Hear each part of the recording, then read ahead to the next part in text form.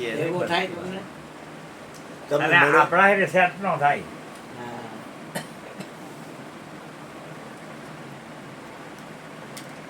હા એક તો તમને કહું, માણસનું કાંઈ ગતાગમ ન પડે, સ્વભાવ સુધારવો. હા પાછે કે સ્વભાવ નહીં સુધરે તો કે હજી એક બીજો રસ્તો છે. કયો? મૌન રહેવાનું, બોલવું જ નહીં. એ જીતી જાય છે. જે નથી બોલતા એના વિજય થઈ ગયા. બોલ. મારો પહેલો જાય અહીંયા ગુરુદ્વારે તો ગોવર્ધનભાઈ કે તમે ક્યાં અહીંયા કેમ રિટર્ન આવતા હતા ને, પછી કુએ પાણી ભર પીવા ગયા તો ઓલો પાણી ખેંચતો હતો તો એની ઘરવાળી અને ધક્કોમાં કૂવામાં નાખી દીધી.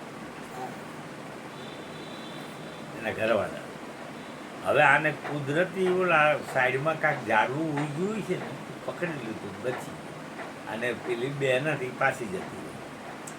હવે આ વાણિયાએ નક્કી કરી નાખ્યું કે આ વાત કોઈને કરવી નહીં, બોલવું જ નહીં. હવે ભરવાડ આવ્યા, એને જોયું માણસ અંદર બહાર કાઢ્યું, ભાઈ કેવી રીતે? એટલે આને શું કર્યું કે હું પાણી પીવા આવ્યો તો પગ લપસી ગયો, પડી ગયો. ઓલી વાત ન કરી કે મારી ઘરવાળીએ પાછો તેડવા ગયો એની ઘરવાળી. હવે ઓલી ઘરવાળી ગભરાઈ ગઈ કે હવે મારો ભાંડો ખૂબ છે, પણ આને નક્કી કરી નાખેલું કે કોઈને આ વાત કરવી નહીં. એટલે ઓલો એનો સસરો કે ક્યાં ગયા હતા? કે આ મારી દીકરી પાસે હોય તો મારે થોડું કામ હતું, ગયો લાવ કે તેડી જાવ, પાછો તેડી. હવે ઓલી બેન ગભરાઈ ગઈ કે આ વાત કરશે, મારો ભાંડો પૂછશે. હવે એ આનો સંસાર વ્યવસ્થિત મીંડો હાલવા. 2-3 દીકરા થયા, મોટા થયા, જુવાન થયા, એને પરણાયા, એના ઘરે છોકરા થઈ ગયા, પણ ઓલી વાત ન કરી. પછી હિંડોળા ઉપર ડોહો હિંચકે, પણ આ તો ડોહો બની ગયો. હિંચકતા ઓલો મંત્ર બોલે કે બોલ્યો હોત તો બગડી જાત, ન બોલ્યામાં 9 ગુણ, બોલ્યો હોત તો બગડી જાત, ન બોલ્યામાં 9 ગુણ. કેમ કે જો બોલ્યો હતો આ બધું આવું થાત મારે. હવે એમાં કાયમ પહેલા તો નાનકડા છોકરાની વહુ કે આ બાપો શું બોલ્યા કરે? એટલે પછી એક દી કે બાપા આ તમે શું બોલો? તો ભાઈ મારો મંત્ર. મંત્ર મને કીએ તો બી ન કહેવાય. તો કે ના, એ તો તમારે કહેવું જ પડશે. અરે ભાઈ કહેવાય એવું નથી. તો કે ના, એ તો તમારે કહેવું જ પડશે. શું છે? બહુ જીદ કરી એટલે આને કીધું કે આ તમારી સાસુ રહી ને એના મારા મેરેજ થયા પછી એને તેડવા ગયો ને આમાં હાલ્યા આવતા હતા, કુએ પાણી ભરવા ગયા તો આને ધક્કોમાં જ મને કૂવામાં નાખી. પણ મેં નક્કી કરી નાખ્યું કે આ વાત કોઈને કરવી. એટલે ભરવાડે મને બહાર કાઢ્યો, હું પાછો તેડવા ગયો. જો આ અમારો સંસાર હાલ્યો, મેં કોઈને વાત ન કીધું. આ જો 2-3 દીકરા, આ વહુ, એના છોકરા, કેટલું થઈ ગયું. 40 વરે વાત કરી, ભાંડો ફોડ્યો. હવે એમાં ઓલી હાહુ અને ઓલી વહુ એક દી બાઈ જાય જગીરાબી. તો વહુ એની હાવણ શું કહે છે કે તું કેટલી હારી છો મને ખબર નથી, મારા હારાને કૂવામાં નતો નાખી દીધું. એ ડોશીએ તેથી ઝેર પીધું. ઓલો વાણિયો કે જો આ બોલ્યો તો બગડી ગયો, ન બોલ્યો તો એમનું બધે બોલાવ્યું તો આ સલામતી થઈ જાય. જો બોલ્યો એટલે ઝેર પી. એમ અમુક વાતને દબાવવાની હોય, ન બોલવાથી ફાયદો થાય. ન બોલ્યામાં 9 ગુણ એટલે કીધું. હા, એટલે ઓલા કવિએ લઈ ગયું ને, બધા અનુભવ થઈ હે ગયા. બાપાને ફરે છે ને બધા અનુભવ થયા. કવિ લખે છે કે बहुत नहीं बोलना, अति नहीं बोलना, अति नहीं जोक, अति नहीं बरसना ને અતિ નહીં ધૂપ. કેમ કે મર્યાદિત હોવું જોઈએ. પછી એને વળી વિચાર કરીને પછી લખ્યું પાછું કે સજ્જન કો ભલા બોલના, એને છૂટ આપી. બોલ્યા જ કરે તો હાલ, એને કોઈ સમય મર્યાદાનો બાદ નથી. સજ્જન કો ભલા બોલના, મૂર્ખ કો ભલો ચૂપ. મૂર્ખને મોંઘું રહેવું જોઈએ. માલી કો ભલા અમરસના, માલીને પાણીની જરૂર છે, એને વરસાદ જોઈએ ને. અને ધોબી કો ભલો ધૂપ, ધોબીને તડકાની જરૂર. પણ કન્ડિશન તો છે મૂર્ખને બંધ રહે.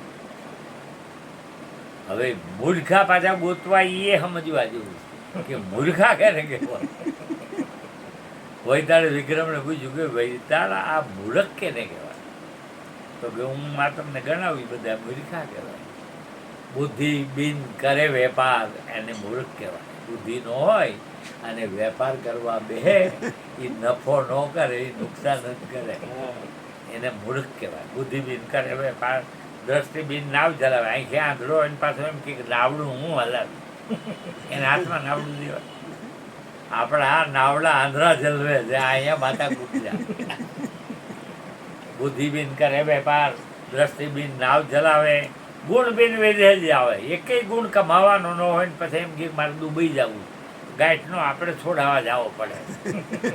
ગુણ બિન વિદેહ જ આવે, અકલ વિનાના ચતુર્કા આવે, અર્થ બિનના આચરણ જ આવે. ના ઘણા એમ નથી કહેતા કે મેં ઓલા નચવી દીધો, પણ એનો અર્થ શું? અર્થ બિન નાચ નચાવે, કંઠ બિન ગીત ગાવે. ગળું નો હોય પાછું ગાવા બે. એટલે આ તારે નો ગવાય. આ 15-20 બેઠા છે હમણાં ભાગતી. અમારે એક બાપુ હતા, તે આંખું બંધ કરીને ગાવાનું ચાલુ કરે અને પાછા 7-8 ભજન ગાય. પછી આંખ ખોલે ને તો 2-3 જણા જ બેઠા હોય. ક્યાં ગયા કીધું? બધા ભાગ ગયા. સારું કીધું તમે આંખું ખોલ્યું ને કે આપણા 3 જણા ભાગવાન જેરી હતા. એને ગવાય નહીં કોઈ દી. એ લક્ષણ બધા મૂર્ખના. કંઠ બિન ગીત ગાવે, હોની કો અનહોની કહે, અણદીઠી કરે બાતા. જોયું ન એની વાત કરે. કહે વૈતાળ સુનો વિક્રમ, એ સબ મૂર્ખ કી જાતા. આ બધા મૂર્ખા કહેવાય. એટલે આનાથી દૂર જ રહેવું પડે, એમાં આપણી સલામતી હતી. મૂર્ખ માણસ છે ને એનાથી દૂર રહેવું. સંગતિ સજ્જનની પંડિતની કરે, અને પંડિત સંસ્કારીને ગણવામાં આવે. જાતિથી પંડિત નહીં, સંસ્કાર ભલે ભંગી હોય પણ સંસ્કાર એના પંડિત જેવા હોય તો એને પંડિત માને.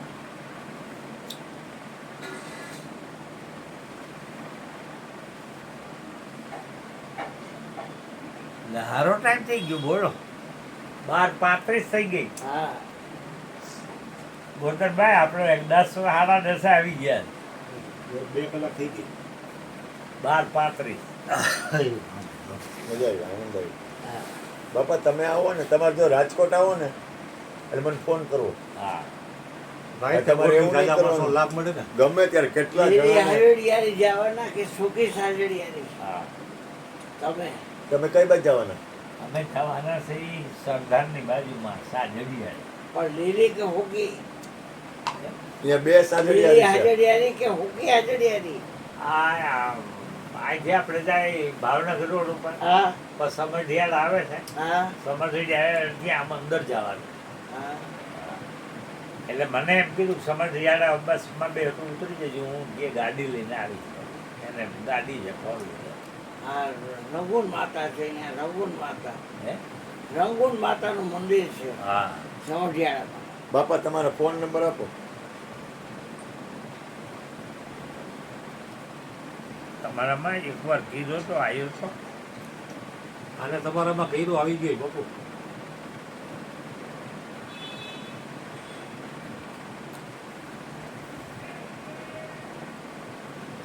મારો પંડિત મારે મહેનતા હતો બાપુનું. હા, પણ નાનો હો જો ભાઈ. આવશે. લાવ. આવી ગયો ભાઈ નતા.